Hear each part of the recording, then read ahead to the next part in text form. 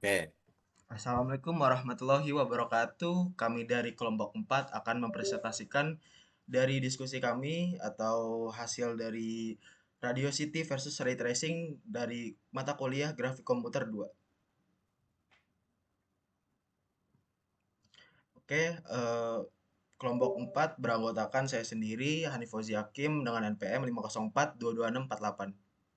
Dan ada saya Saya Noval mau Sapuer dengan NPM 5142232. Saya Wildan Saputra Indramurti dengan NPM 514222624.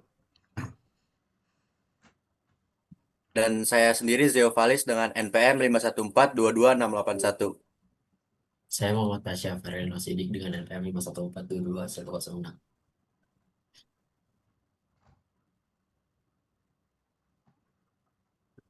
Oke, yang pertama, apa itu Radio City? Radio City adalah metode pencahayaan global atau global illumination dalam grafik komputer yang mensimulasikan bagaimana cahaya menyebar seluruh diffus atau menyebar rata antara permukaan dalam sebuah adegan.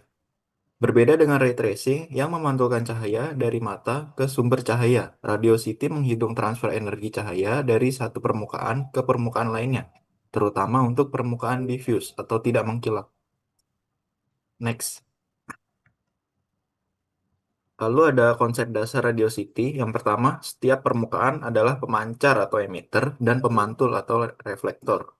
Yang kedua, cahaya yang dipancarkan oleh satu permukaan akan tersebar ke permukaan lain. Yang ketiga, sistem ini menghitung energi cahaya atau radiasi yang dipertukarkan antar permukaan dalam bentuk form factor atau berapa banyak cahaya dari permukaan A jatuh ke permukaan B. Yang keempat, proses dilakukan secara iteratif sampai pencahayaan merata di seluruh adegan.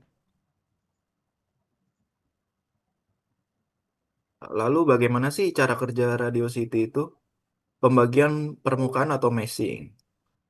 Seluruh permukaan dipecah menjadi elemen-elemen kecil atau patch. Terus ada hitung form factor, mengukur seberapa besar cahaya dari satu patch menjadi patch lain. Lalu ada simulasi transfer energi, yaitu menggunakan persamaan radiosity untuk menghitung pencahayaan antar patch. Dan ada iterasi, yaitu proses diulang untuk mencapai konvergensi. Semua patch menerima cukup pencahayaan. Dan yang terakhir ada render akhir. Nilai pencahayaan disimpan sebagai tekstur atau warna tetap, pre-computed. Selanjutnya akan dilanjutkan oleh rekan saya, Novel Zain Maher. Ya, selanjutnya adalah kelebihan radiositor. Yang pertama itu pencahayaan menyebar alami, sangat baik untuk interior dan adegan dengan permukaan matte. Yang kedua itu ada efek global illumination yang realistis, termasuk color bleeding atau warna memantul ke permukaan lain. Dan yang terakhir ada konsistensi secara energi, cahaya tidak muncul tiba-tiba, semuanya dihitung berdasarkan fisika. Dan selanjutnya itu ada kekurangan dari radio city. Yang pertama, tidak cocok untuk permukaan reflektif. Tidak bisa menangani refleksi spekular dan kaca atau digunakan bersamaan dengan ray tracing. Yang kedua itu ada proses komputasi berat, terutama untuk adegan kompleks dengan banyak permukaan. Lalu ada kurang fleksibel untuk animasi, karena hasilnya biasanya berupa pencahayaan statis atau bake. Dan yang terakhir ada memerlukan pra pemrosesan atau baking, tidak real time tanpa persiapan terlebih dahulu.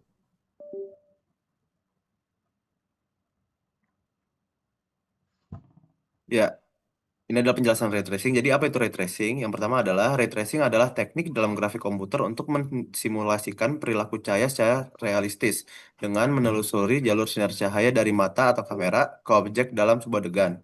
Teknik ini sering digunakan dalam rendering gambar untuk menghasilkan efek pencahayaan yang sangat realistis seperti bayangan, pantulan, dan pembiasan. Selanjutnya akan dilanjutkan oleh rekan saya Hanif. Oke, terima kasih Bang Maher. Selanjutnya adalah konsep dasar ray tracing. Yang pertama itu ada simulasi jalur cahaya. Ray tracing bekerja dengan melacak sinar atau rays dari kamera ke setiap piksel pada layar, lalu menghitung apakah sinar tersebut mengenai objek dalam adegan. Lalu yang kedua ada interaksi cahaya. Jika sinar mengenai objek, maka sistem akan menghitung bagaimana cahaya berinteraksi dengan permukaan objek tersebut. Lalu ada diffuse, definisinya adalah pantulan cahaya menyebar, misalnya cahaya pada dinding. Lalu ada spekular, pantulan mengkilap seperti cermin. Terus reflection, yaitu cahaya dibiaskan seperti lewat kaca atau air. Lalu selanjutnya ada sinar sekunder yang ketiga. Setelah sinar utama menyentuh permukaan objek, ray tracing akan menghasilkan sinar sekunder atau refleksi atau bias dan melacaknya lagi untuk mengetahui bagaimana pencahayaan tersebut mempengaruhi piksel akhir. Lalu yang terakhir ada looping dan rekursif. Proses ini berulang atau disebut sebagai rekursif untuk menghasilkan efek cahaya kompleks. Contohnya, cahaya memantul dari satu objek ke objek lainnya. Lalu bagaimana sih cara kerja ray tracing ini? Yang pertama itu ada kamera kamera mengirimkan sinar atau primary rays. Setiap piksel pada layar dianggap mengeluarkan sinar dari mata atau kamera menuju adegan 3D. Lalu yang kedua, deteksi tabrakan atau intersection test. Sistem mengecek apakah sinar tersebut bertabrakan dengan objek dalam adegan.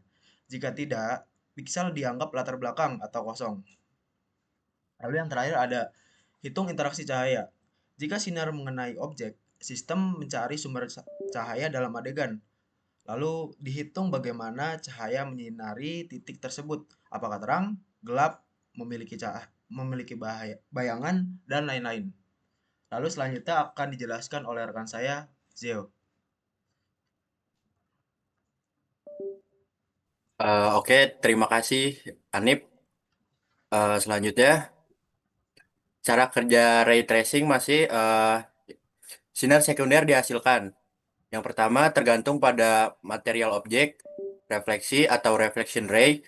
Jika permukaannya mengkilap seperti cermin, yang lalu refraksi atau refraction ray. Jika transparan atau seperti kaca. Lalu yang kedua, sekunder ini juga akan dicek apakah menyentuh objek lain. Hasilnya ditambahkan ke piksel. Gabungkan semua efek cahaya. Warna piksel ditentukan dari kombinasi cahaya langsung plus refleksi plus refraksi plus bayangan. Hasilnya adalah gambar realistis dengan efek pencahayaan yang kompleks.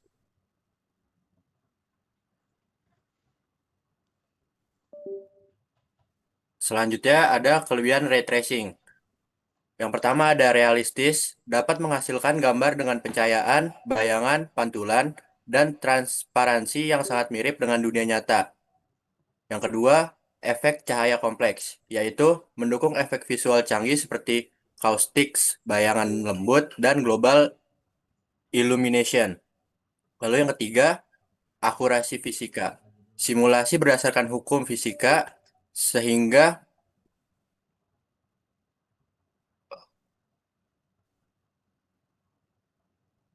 sehingga sangat cocok untuk memvisualisasi arsitektur film animasi atau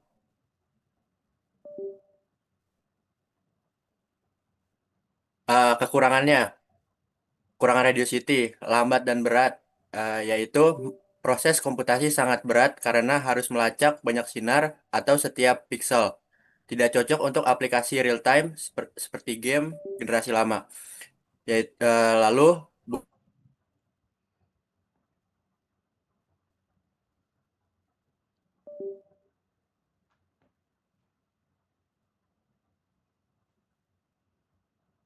rendering bisa berjam-jam untuk satu frame pada kualitas tinggi. Yang terakhir, memerlukan pra-pemrosesan. Eh, Yaitu tidak real time tanpa persiapan terlebih dahulu.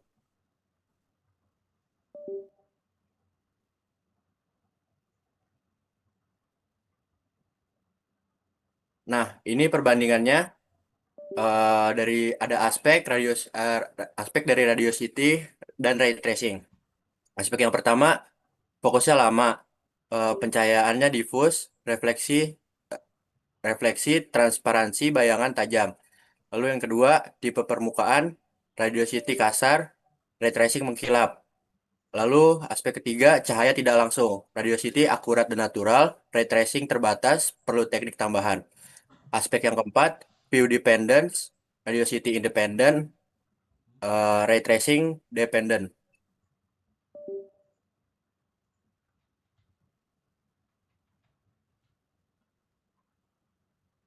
Dan ada lagi refleksi atau transparansi, radiosity tidak didukung, ray tracing mendukung refleksi. Lalu bayangan, radiosity lembut, ray tracing sangat tajam. Aspek selanjutnya kecepatan, radiosity berat di awal, efisien saat merender, ray tracing berat per frame. Implementasi modern, radiosity, prahitung atau baking, iritasi volume, sedangkan ray tracing, path tracing, recursive ray model. Lalu silakan teman saya, Pasha. Oke, selanjutnya di sini terdapat implementasi Radio City pada Blender. Bisa dilihat pada gambar di pojok kanan bawah, di mana gambar ini adalah representasi khas dari hasil rendering menggunakan metode Radio City yang unggul dalam pertama, menampilkan pantulan diffuse realistis antar permukaan, dua, menghasilkan bayangan lembut dan pencahayaan menyeluruh, dan yang ketiga menampilkan efek color bleeding, yaitu warna menyebar akibat pantulan cahaya. Selanjutnya di sini ada implementasi ray tracing pada Blender. Ya, pada gambar tersebut tampak bola bercahaya memancarkan cahaya ke objek lain dan lingkungan sekitar. Bola logam memantulkan seluruh isi ruangan secara akurat.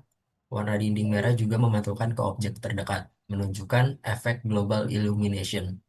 Bayangan terlihat lembut dan alami, serta ada pantulan cahaya tidak langsung di seluruh ruangan. Semua ini adalah ciri khas dari ray tracing yang menghitung pencahayaan dan pantulan secara fisik.